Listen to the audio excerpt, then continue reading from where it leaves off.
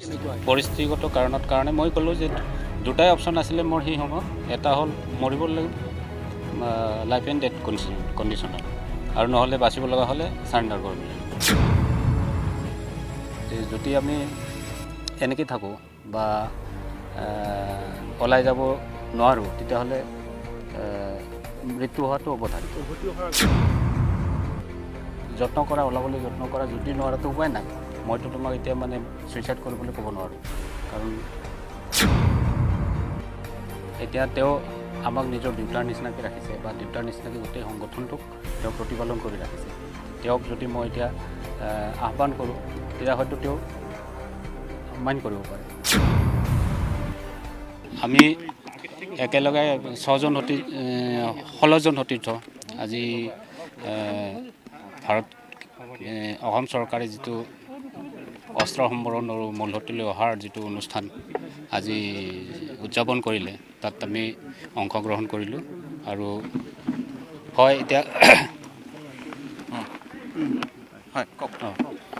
কওকচোন। এইটো মুহূৰ্তত এইটোৱে ক'ম যে মূলসুঁতিলৈ অহাৰ পিছত ভালেই লাগিছে। আৰু অসম চৰকাৰ তথা অসম পুলিচৰ তৰফৰ পৰা যিখিনি আমাক প্ৰথমৰ পৰা এতিয়ালৈকে যিখিনি ব্যৱস্থাৰ মাজেৰে আমাক ৰাখিছে, সেইখিনিত আমি অতি কৃতজ্ঞ। আৰু ভৱিষ্যতেও তেওঁলোকৰ যিখিনি আঁচনি আছে বা যিখিনি তেওঁলোকৰ পৰিকল্পনা আছে, সেই সম্পৰ্কত আমাক জ্ঞাত কৰি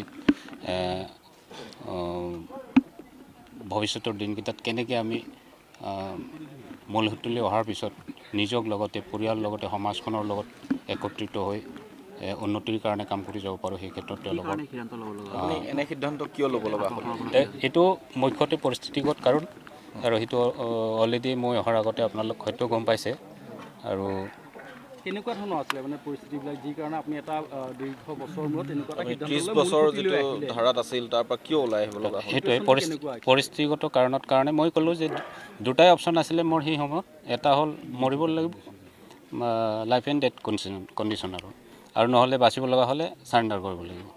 নাই, সেইটো কৈছোঁ যে সেনেকুৱা এটা পৰিস্থিতিত মই অকলে ডিচিশ্যন লোৱা নাই। মোৰ লগত থকা সতীৰ্থসকলকো মই বহুৱাই মেলি কৈছোঁ যে এতিয়া কি কৰিম। তেওঁলোকৰো মতামত লৈছোঁ যে যদি আমি এনেকৈ থাকোঁ বা ওলাই যাব নোৱাৰোঁ, তেতিয়াহ'লে মৃত্যু হোৱাটো অৱধাৰিত। উভতি অহাৰ আগত মুখ্য সেনাধ্যক্ষ পৰেশ বৰুৱাৰ তেখেতৰ লগত যোগাযোগ হৈছিল। হয়, তেওঁ কৈছিলে যে যত্ন কৰা, ওলাবলৈ যত্ন কৰা, যদি নোৱাৰাতো উপায় নাই।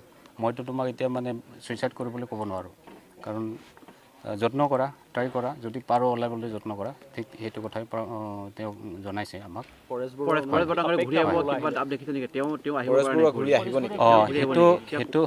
সেইটো মই ক'ব নোৱাৰিম, কাৰণ তেওঁৰ সেইটো নিজস্ব বিষয়, সেইটো নাজানো।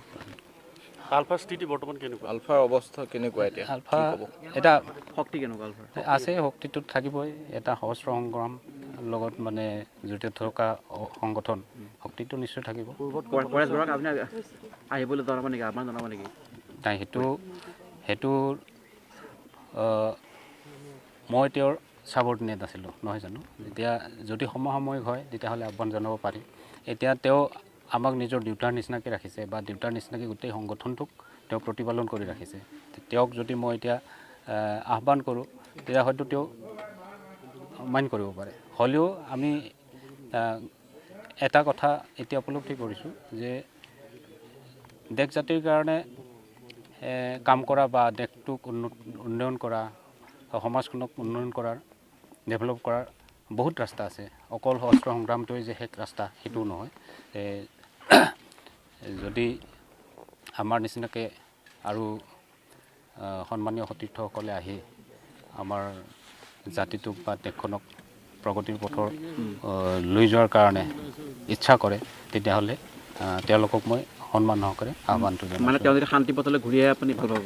শান্তি, আৰু এইটো কথা হয়, বিশ্বত যিমান সমস্যা আছে আলোচনা বিলোচনাৰ জৰিয়তে সমাধান হয়। আলোচনা নোহোৱাকৈতো কোনো বস্তু সমাধান নহয়। দেৰ মাছ বি নিগচিয়েট, দেৰ মাছ বি টক। গতিকে আমি অসমখনৰ স্বাধীনতা বিচাৰিছোঁ বা সাৰ্বভৌমত্ব বিচাৰিছোঁ, নিশ্চয় তাত আলোচনা হ'ব লাগিব। মানে তেওঁক ক'ব নেকি আপুনি যে অস্ত্ৰ সম্পন্ন এই শান্তিপথ লগ হয়, এই ক্ষেত্ৰত মই দুটা দলকে ক'ম, কাৰণ একপক্ষীয়ভাৱেতো নহয়। এইটো অসম চৰকাৰৰ লগতে ভাৰত চৰকাৰৰো এটা ছিনচিয়াৰ পদক্ষেপ লাগিব। হয়, আৰু ঠিক তেনেকৈ অস্ত্ৰ সংগ্ৰামত ভৰ্তি হৈ থকা সংযুক্ত মুক্তি বাহিনী অসম স্বাধীনৰ সন্মানীয় সেনাপ্ৰধান মহাশয়ৰ জৰিয়তে ঊৰ্ধ্বতম কৰ্তৃপক্ষৰ তাৰমানে গোটেই বডিটোৰো তেওঁলোকৰো এটা পজিটিভ চিন্তা চৰ্চা লাগিব। যে দুটা পক্ষৰ এটা মানে মেজৰ ভূমিকা লওক, সেইটো মোৰ ফালৰ পৰা কামনা কৰিছোঁ। প্লিজ আপোনালোকে